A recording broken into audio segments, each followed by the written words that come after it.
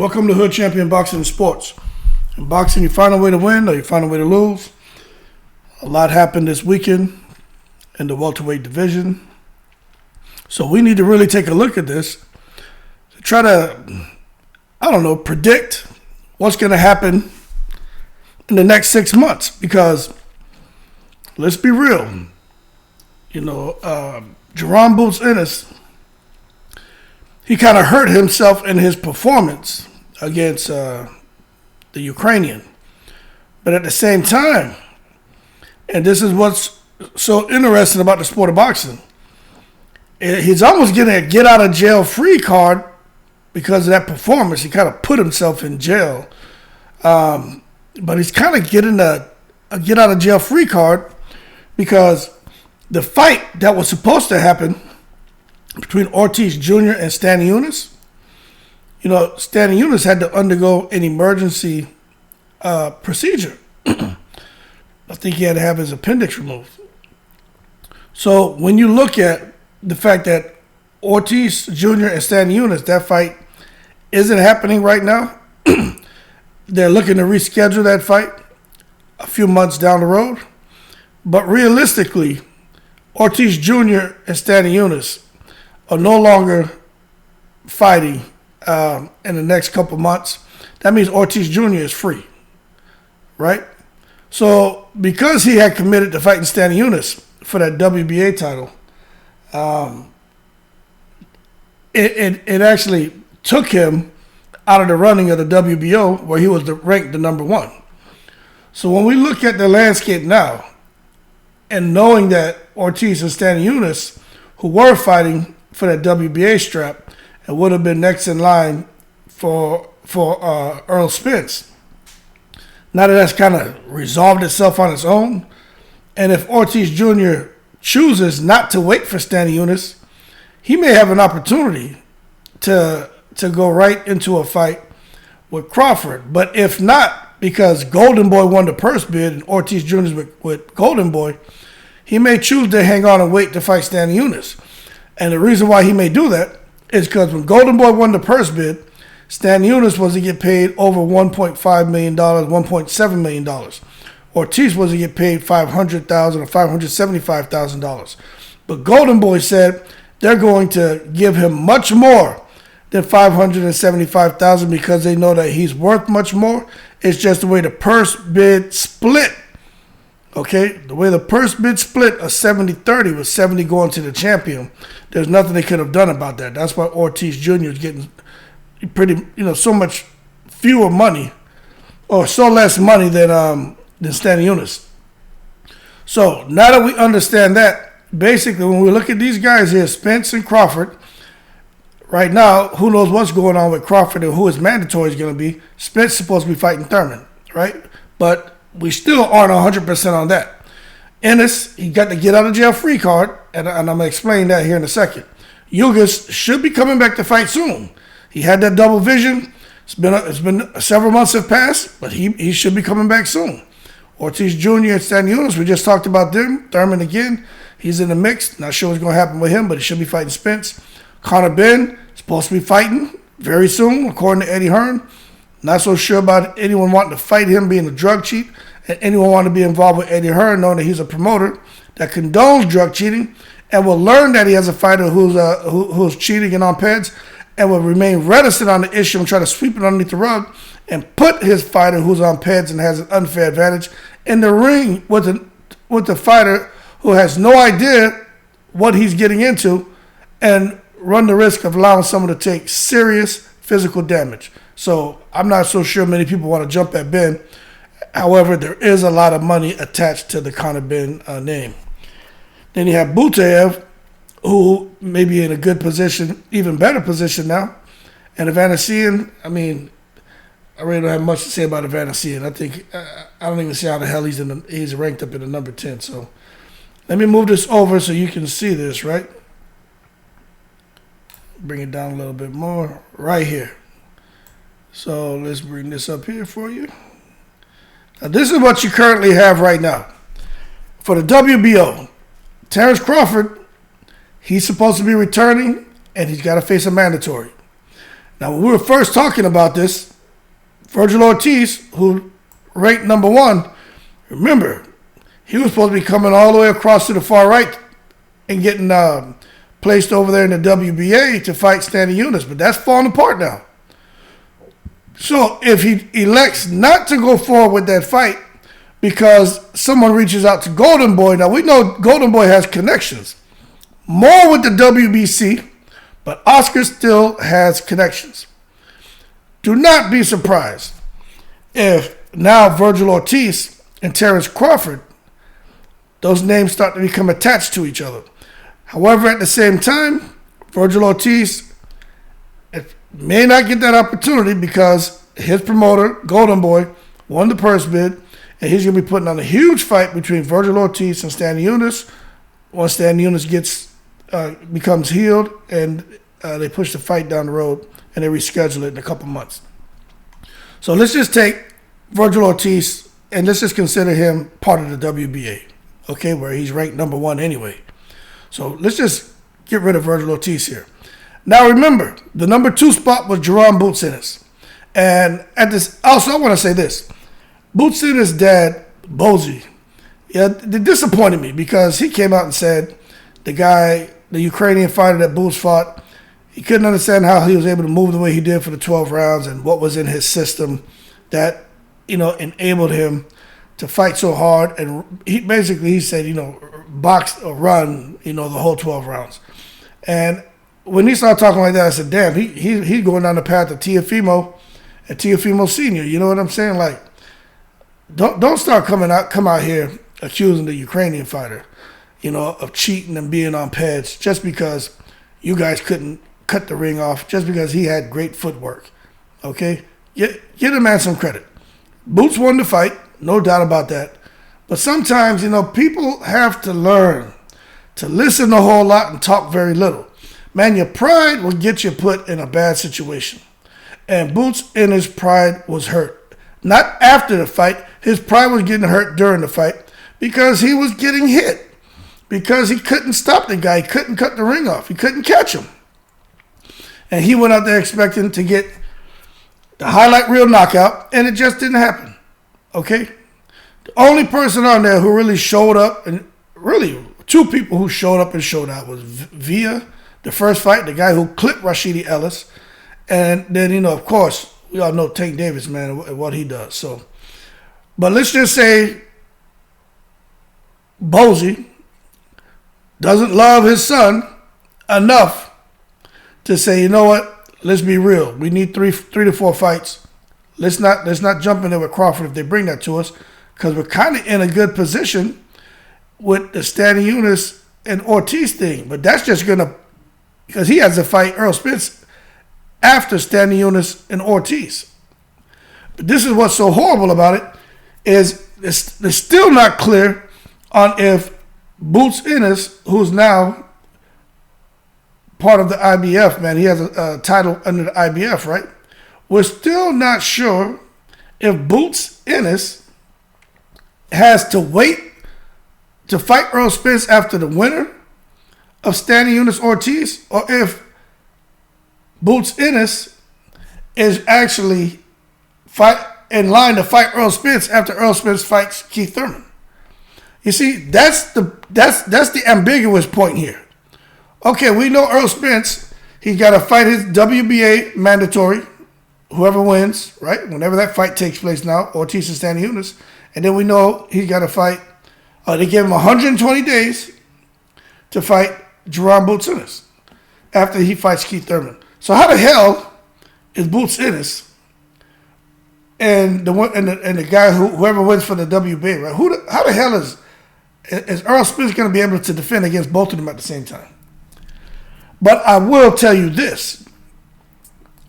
Earl Spence, watching that fight this weekend with Jerome Boots Ennis, he's probably licking his chops. The big fish is probably jumping out the water and doing all kind of spins in the air and making big splashes because he saw something that I'm sure he liked. And everyone across the boxing community, for the most part, I was going to say everyone, I want to use absolutes when talking, but I say probably 75% of the boxing community is saying right now, Boots Ennis needs to stay the hell away from Terrence Crawford and Earl Spence. And he sure as hell needs to stay the hell away from Keith Thurman more than Spence and Crawford, because Keith Thurman has that crazy boxing ability and lateral movement. Now, if Keith Thurman is slowed down, could be a bit of an issue to stand in front of Boots Ennis. But when have you seen Keith Thurman stupidly stand in front of somebody, running the risk of taking unnecessary damage? Keith Thurman is a smart fighter, an experienced fighter. He has heavy hands, and he can move laterally, stop on the dime, and fire off heavy combinations the same way Karen Chikazian was able to move around. Now, Keith Thurman's hands are much heavier than the Ukrainians, but I think when it comes to Crawford, Spence, and Thurman, those are just horrible fights for Boots Ennis. So let's just move on beyond the number 2 under the WBO, Boots Ennis. We're not sure what direction he's going to go, but he's still in a good position. Now you got Keith Thurman. He should be fighting Earl Spence, but Earl Spence won't say anything. All his trainer says is, just because it's somebody we don't want to fight doesn't mean we won't fight him. We don't have any say. We don't have a choice. Now, when he comes out and he says that, start reading between the lines a little bit. You know what I'm saying? But I think Spence is going to have to fight Thurman. I really do. Unless Spence wants to lose that WBC belt. And I'm going to be honest with you. When it comes to these fighters, unified champions, undisputed champions, if they're pressed to fight somebody and they don't want to fight when it comes to these sanctioning bodies, I think they'd rather give up that WBO belt first, the IBF belt second, the WBA third, and last, they'll hold on tooth and nail before they give up that WBC belt. So I can't see Earl Spence being okay with just giving up his WBC belt because he doesn't want to fight Keith Thurman. If he was to make that move, I'm telling you right now, he's not holding on to those other ones either. He's going to go up to 154. I'm just being honest with you. That's what I think. Now, you can leave your comments below on what you think is going to happen, but that's what I think. Now, let's go on down in the WBO, past Keith Thurman, and go down to Alexis Rocha. Hey, I've been saying Alexis Rocha, then the number 5, Cody Crowley, then coming down to the number 8, Blair Cobb. I've been saying those are realistically the 3 choices for Terrence Crawford. I've been saying it, man. And when you look at what happened this weekend, I still think those are going to be the names that surface. Virgil Ortz with Golden Boy, they got the purse bid. I doubt they're going to make it. It could happen, but I doubt it. Boots Ennis, I'm sure his dad is saying, nah, you ain't ready for Crawford. He may not say it in front of the cameras, but I'm sure that's what he's saying. Keith Thurman, who knows what's going on? Not sure Crawford will fight him anyway. But Alexis Rocha, more than likely. Cody Crowley, could be a good fight. Could be some money if Crawford wants to go to Canada. Then at the number 6, Rashidi Ellis, I won't even mention him. Rashidi Ellis needs to pick up golfing or something, because if you can't take a shot and you don't have the stamina and legs, first of all, with Rashidi Ellis, he's a good fighter. I'm not going to sit here, man, and break a champion down. We're supposed to build him up. He's a real good fighter. But what he showed, right, kind of a little bit of Amir Khan in him. All them fast hands, all that movement. The man can move all around the ring. And if you can't catch up to him, he can discourage you. And if you're not mentally strong, that's where he'll come, start landing shots, and force the referee to stop the fight. Rashidi Ellis is that same kind of person. However, if you touch him with a hard shot, which is what we're seeing here, and what we saw when he fought Alexis Rocha, he beat Alexis Rocha, but what we saw when he fought Alexis Rocha, Rashidi Ellis, he may not have the best chin. So, with Rashidi Ellis, he really needs to go back and figure out what he's going to do. Because if he wants to come back and talk about he's the best welterweight, look, he has a top-notch skill set, but he has a very, very weak chin. Simple. So Rashidi Ellis poses a threat to nobody, in my opinion. Giovanni Santillan, I would pray that he doesn't get an opportunity with Crawford, because talk about a name that, diehard boxing fans would know all these names on this list. But just talking about the judgmental, and then the boxing fans and the trolls, right? They would eat Crawford alive for coming and fighting somebody named Giovanni Santillan, because no one knows, majority of people don't know who the hell he is. Then you got Blair Cobb at number 8, who I think will be a great fight, but then again, they would eat Crawford alive, but he may not have a choice. And then, of course, there's Yordenis Ugas, who Crawford will get some respect for, but they will still eat him alive, because Ugas just fought Spence. And it's going to be the same situation as when Spence fought Kell Brook. Oh, well, Canelo, Triple G banged up his eye socket already. And then Crawford fights Kell Brook. Well, Triple G and Spence broke his eye sockets, and now you come and beat him. And if Terrence Crawford was to fight Yordenis Ugas and look really good against him, they're going to just, same thing. Spence already broke his eye socket, so you don't get any credit, right? So Terrence Crawford is just in a horrible space right now. And it could get worse if he chooses to fight Josh Taylor, who's talking about moving up to 147, becoming the champion in recess at 140 to challenge Terrence Crawford for a title. And if he takes that fight, I think it's a good fight. Josh Taylor's a big boy too. He can easily get up to 147 and handle himself. And remember, he's not gaining weight. Josh Taylor isn't eating steak and potatoes to get to 147. He's just stopping at a weight division one ahead of the weight division he normally cuts down to. All right? So he's not coming up. He just, it's like he's kind of getting a break from having to kill himself and melt down to 140. Okay? So don't be surprised, or don't think that Josh Taylor won't be able to handle himself against Terrence Crawford. I'm not saying he wins, but what I'm telling you is he'll probably look a lot better at 147 than he did at 140. But, 7 pounds makes a big difference. But then again, Crawford is not a huge guy. He doesn't walk around at 200 pounds. He and Josh Taylor probably walk around at the same weight. They're probably about the same in dimensions as well. So that could be a good fight. So realistically, looking at Terrence Crawford, where I was saying, and remember, man, I was saying this, and I believed it 100% that Alexis Rocha, Cody Crowley, or Rashidi Ellis, or Blair Cobb are the 4 names. But now I think it's Alexis Rocha, Cody Crowley, or Blair Cobb are the 3 names. But if I had to put a 4th name in there, it could be Boots Ennis. But then again, he's under the IBF, so I don't know what he's gonna do. I'm not sure what he's gonna do. He's gonna wait for Spence. Boots Ennis is the wild card here, because who knows what's gonna happen.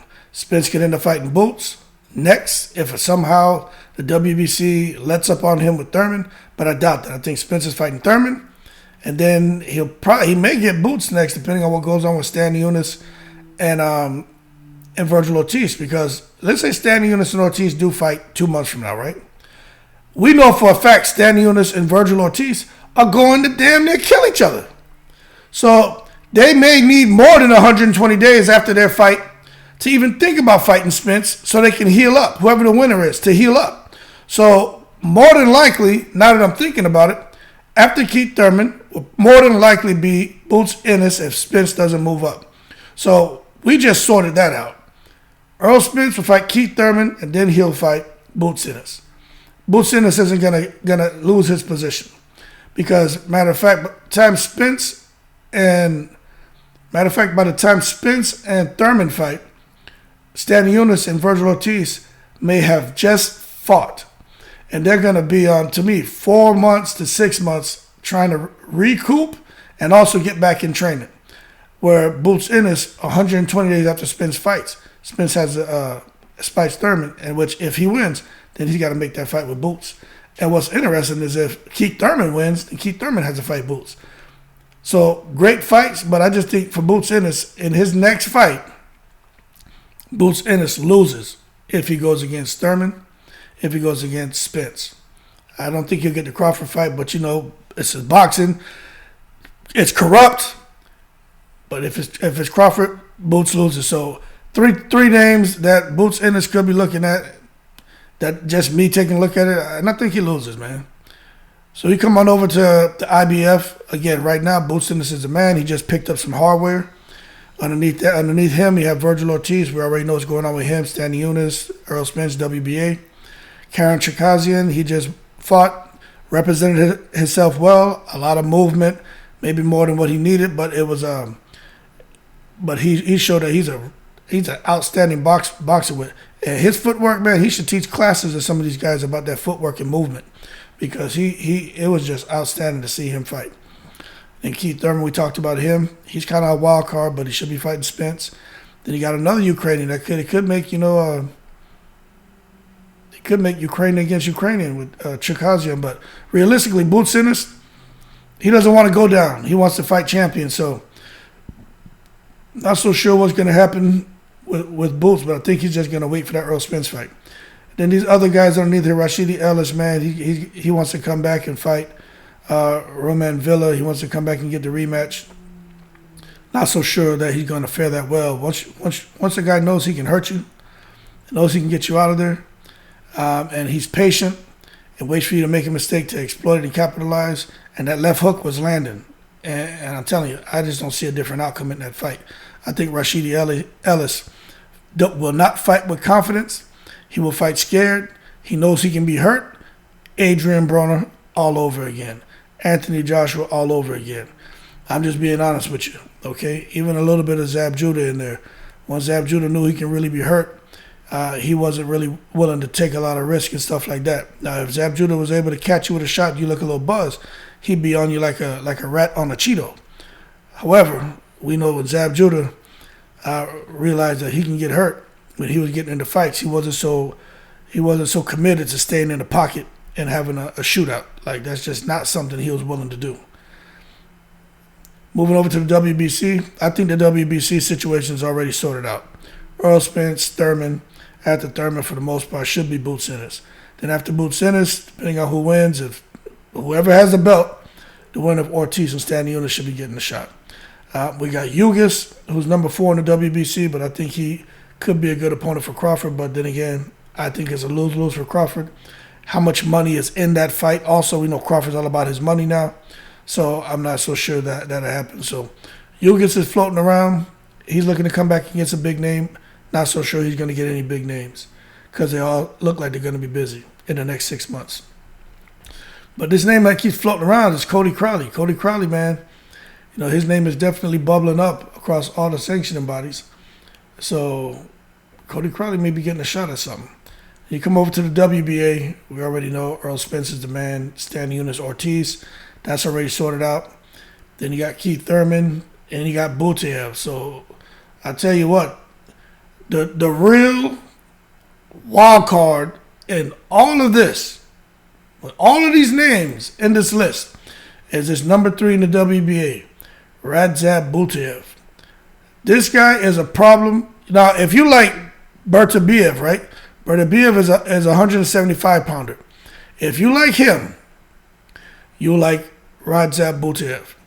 No matter who he gets in the ring with, they're going to have a tough time, and Butiev will probably knock him out. Okay, unless you got someone who's durable and who can box and move, like Stanionis, I think God was with him in that fight because Butiev will take unnecessary punishment, Stanionis too. But Butiev had Stanionis hurt, and Stanionis like he was getting the worst of the exchanges. But like I said, I think God was with him in that fight, man. But Butiev will give these guys nightmares. I do think him standing in front of someone like Jerron Ennis would be tailor-made, but then again, Butiev isn't a guy who's just going to fold within 2-3 rounds. He's going to be there to the end. And that is what could create serious issues for any of these guys ranked in the top 5 across the sanctioning bodies. So that being said, that's my 2 cents on the whole welterweight landscape, the direction things are going. Virgil Ortz, he's in the mix. Got a big fight coming up. Keith Thurman, if it works out the way it's supposed to, he should be mixing up with Spence. You got Boots Ennis. I think people are going to jump at fighting him now because if he was so-called the boogeyman before and people were so-called avoiding him after seeing that performance, a guy like Terrence Crawford, he may be gunning for him because Crawford would tear his ass up. A guy like Keith Thurman, if for some reason it doesn't work out with the WBC and Earl Spence and Keith Thurman, but I just can't see that happening. But if for some reason, because boxing is corrupt, Keith Thurman doesn't get that shot, which he should, Keith Thurman and Boots Ennis would be the fight. And I think Keith Thurman would beat him. All right? Then you got Radzab Butiev. Nobody really talking about him. I don't know what his plans are, but he's a threat. Then you got Alexis Rocha, Cody Crowley. Those names in the mix. Not so sure what they're going to do. They may fight each other. Rashidi Ellis, he's to the back of the bus now. Then Blair Cobb, at least for the WBO, he's a name out there. But the name that's consistently showing up across these sanctioning bodies, man. Yugas is a big name. Thurman is a big name. You got Radzab Butiev, and then Alexis Rocha is floating around here. So we'll see what happens with these guys. But it's really what's crazy is it's just hard to say what's going to happen. You get a lot of these content creators who they have boxing channels. Some of their platforms are much bigger than mine, and they'll say crap like, "What I'm telling you is a fact. What I'm telling you is the truth." My boxing channel is the only channel where you get the truth. Let me tell y'all something right there. Who's still with me watching this video? Plus, like, subscribe, and donate to help your boy out, right? None of them know what the hell's really going on. Only the fly on the wall knows. You know what I'm saying? If you guys want to get a good indication into what's going on with boxing, these different weight divisions, let me tell you, just go on over to box.live, right? Look at the boxing rankings and do like what we just did. Based on the information you know from doing your own reading across multiple articles, and then just come down and just kind of take a look at the ranking stacks in the weight divisions. And based on your own awareness of what's going on, you can get a good idea of how it should work. But we all know that doesn't mean that's how it's going to work. Okay? So don't be surprised if you see certain fights get made that blow your mind. Now, I will tell you this. We're just talking about the next fights for some of these guys. But I've been saying this. I'm going to say it again. Terrence Crawford's all about his money now. Okay? And I'm going to tell you this right now. When you look at where Terrence Crawford is, right? This is Terrence Crawford. This is his weight division. Not weight division. This is his, he's a WBO champion. So anything underneath the sanctioning body, right? These are the guys who should be putting pressure on Terrence Crawford. But after he fights his mandatory, whoever that's going to be is going to be someone on this list from the rank number 1 through 10. One of those guys are going to get the fight. For Terrence Crawford's second fight, because we already know Earl Spence first and second fight. We really know the direction that's going to go. He's fighting Keith Thurman, or he's fighting Ortiz Stanionis winner, or he's fighting Ennis. Like we know what's going on with Earl Spence for the next two fights. For Terrence Crawford, we don't know what's going on for the first fight, but that second fight, I think it's going to be Pacquiao. I've been saying that. I'm going to say it. I don't want to keep saying the same stuff in every video. I'm just telling you, with this change in the welterweight landscape, Terrence Crawford to get his mandatory out the way, and then later that year, because Bob Arum took that fight from him, because Bob Arum is shady, he said he didn't want Terrence Crawford to kill Manny Pacquiao. And you know what? That's foul. He took a huge payday from Crawford. He was already getting joke money. And all this thing about, the fight in the Middle East and the purse split and the money not there and all of these excuses, just for him to come out and say Terrence Crawford would kill Manny Pacquiao and he wouldn't want to make that fight. That's horrible. So now Terrence Crawford has an opportunity because Pacquiao's calling him and Spence out. Spence is busy. He can't fight Pacquiao probably the rest of this year. But Terrence Crawford, he's not busy after the summer. Do not be surprised if that fight gets made, and I hope it gets made, and I hope Crawford makes a whole lot of money. I'm not pro Crawford, pro Spence, pro any of these fighters. I'm pro boxing. And if Crawford can get an opportunity to fight Pacquiao, which I think he beats him, but to go make, I don't know, 15, 20 million. If BLK Prime paid him 10 million, which the verdict's still out on that, if they paid him 10 million for a Van Sien, How much money you think can be on the table for Pacquiao? You know Pacquiao is going to bring, I would say, him and Crawford, that should bring between 300,000 and 400,000 pay-per-view buys. You know, Pacquiao's still a big name. People are going to be excited to see him back in the ring. And the whole of the damn Philippines going to order the fight. And half of Asia. So I think realistically, Crawford and Pacquiao could do 300,000 to 400,000 pay-per-view buys. Doing it on BLK Prime, you know, that could be a problem.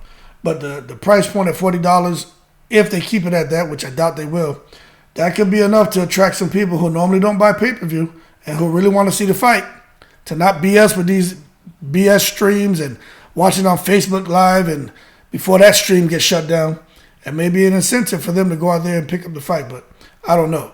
But that being said, y'all keep cool. Remember, it's nice to watch these videos we put out, but be careful when you get these guys out here who are acting like it's fact. If you're in their chats, how they attack you and call you dumb and all kind of horrible things, right? Yo, man, do your due diligence, your own research, so when you're on those chats, you can hit those guys with that bing, bing, bing and put pressure on them, and you'll see just who knows what the hell they're talking about, who doesn't. Y'all keep cool. Shout out to the veterans, people from all 7 continents, and I'm in the breeze.